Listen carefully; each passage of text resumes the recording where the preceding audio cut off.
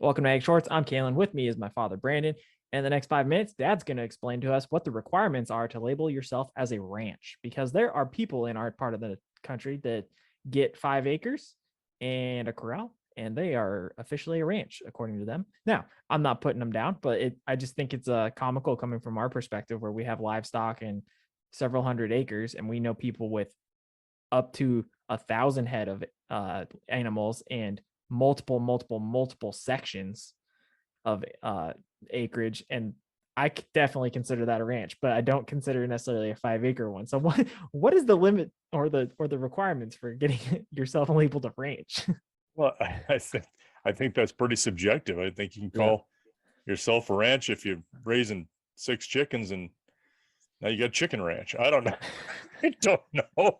You know, uh, something that's a viable business, really, that's using livestock or stock of some sort. I mean, uh, typically some of those are called farms. I mean, like Right. hogs.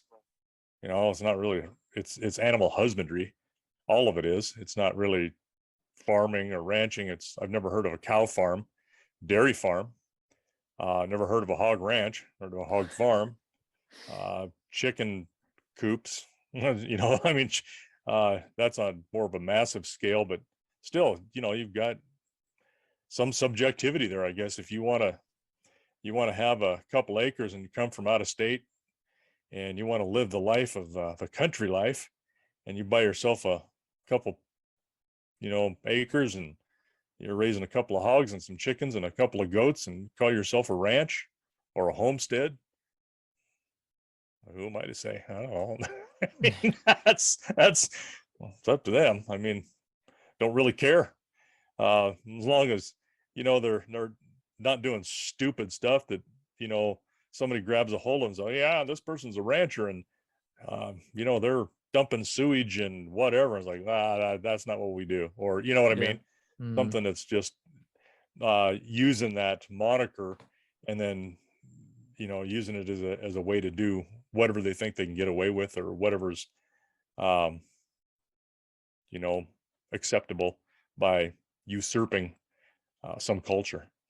right. Yeah. I mean, it makes sense. I don't know. I was thinking about this too, because obviously I prepped the notes. I was like, hey, what does entail a ranch? And I was like, I'm not entirely sure.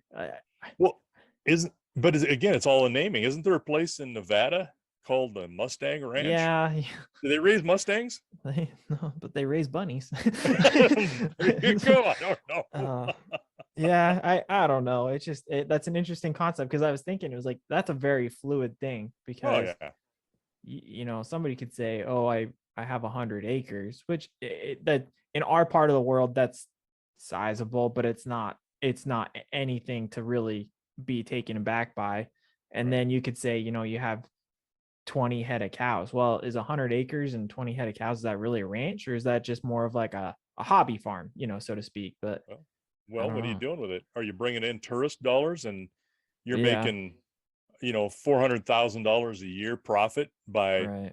having people come in? I mean, to me, then it's more like a zoo, Right. or some kind of a menagerie like that. But whether it would be a ranch or not, I mean, that's again pretty subjective. But doesn't mean you couldn't make a pile of money with it. It'd be very, very self-sustaining. I don't know. Don't know. Yeah.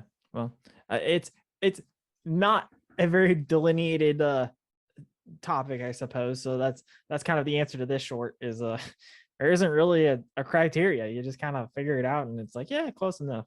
You can invent yourself as anything you want to be, I guess. Yeah. Well, there you go. That's your answer to what is it to be a ranch.